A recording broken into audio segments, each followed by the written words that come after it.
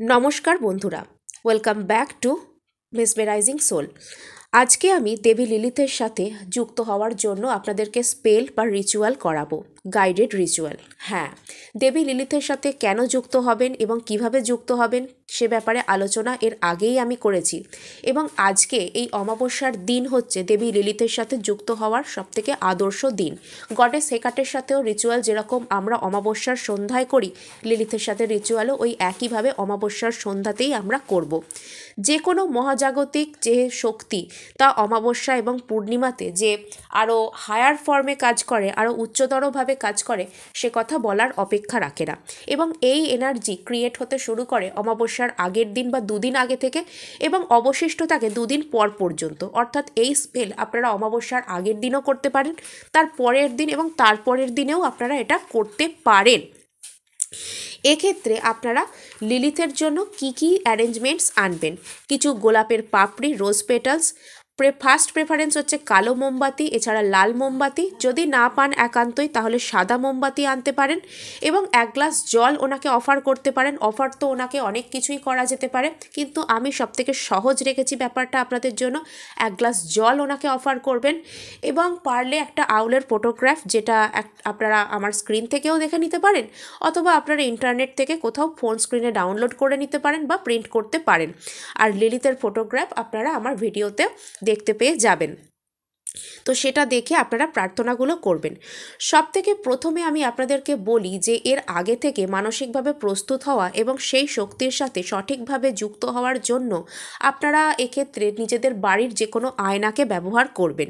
এবং আয়নাকে, লিলিথকে ডাকার ক্ষেত্রে আপনাদের বাড়ির আয়নাই সবথেকে বড় মাধ্যম হতে চলেছে।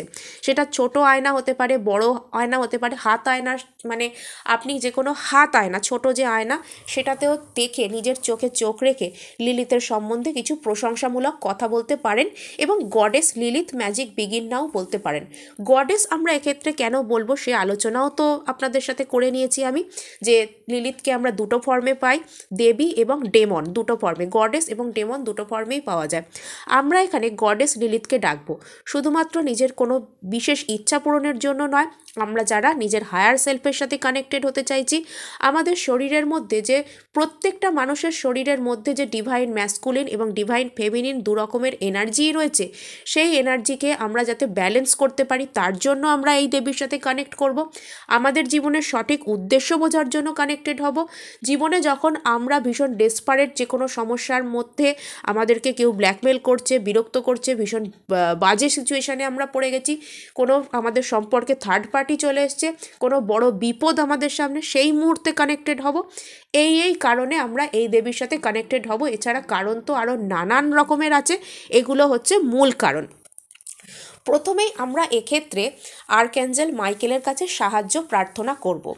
আপনারা যেখানে বসেছেন সেখানে একটা সাদা কাগজ আনবেন, এবং তার ওপর একটা 613 লিখবেন, এবং তার বাইরেটা কাগজটাকে ঘিরে একটা গোল পাকিয়ে দেবেন। এটা একটা প্রোটেকশন শিল্ড, এবং এটা আপনারা যেখানে বসেছেন আপনাদের আসনের তলায় রাখবেন, এবং ওই স্থানে মুন চার্জড ওয়াটার বা ধূপ আর বাতি তো আপনারা জ্বালাচ্ছেনই, তো সেটা জ্বালিয়ে নিন, এবং বাতির চারপাশে রোজ পেটালস ছড়িয়ে দিন। দেবী লিলিথের উদ্দেশ্যে এক গ্লাস জল সেখানে রেখে দিন। এবার আমরা প্রথমে আর্কঅ্যাঞ্জেল মাইকেলকে কল করব। Archangel Michael, please come. Archangel Michael, please come. Archangel Michael, please come. Archangel Michael, তুমি দয়া করে এসো। স্বর্গীয় রক্ষীদূত আর্কঅ্যাঞ্জেল মাইকেল, তুমি দয়া করে এসো এবং আমার ডান দিকে এসে অবস্থান করো। আমি আজকে একটা শক্তির সাথে যুক্ত হতে চলেছি, তুমি আমাকে তোমার সুরক্ষা দয়া করে প্রদান করো, এবং এই ক্রিয়া করার কালে তুমি আমাকে তোমার সুরক্ষা কবচের মধ্যে গ্রহণ করো। তো চলুন এবার আমরা আউলকে ডাকবো। বাতি জ্বালিয়ে নিন। আউল ম্যাজিক বিগিন নাও।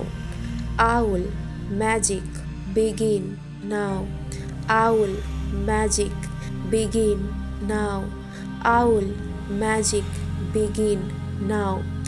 আউল ম্যাজিক বিগিন নাও। আউল magic begin now. Owl magic begin now. Owl magic begin now. Owl magic begin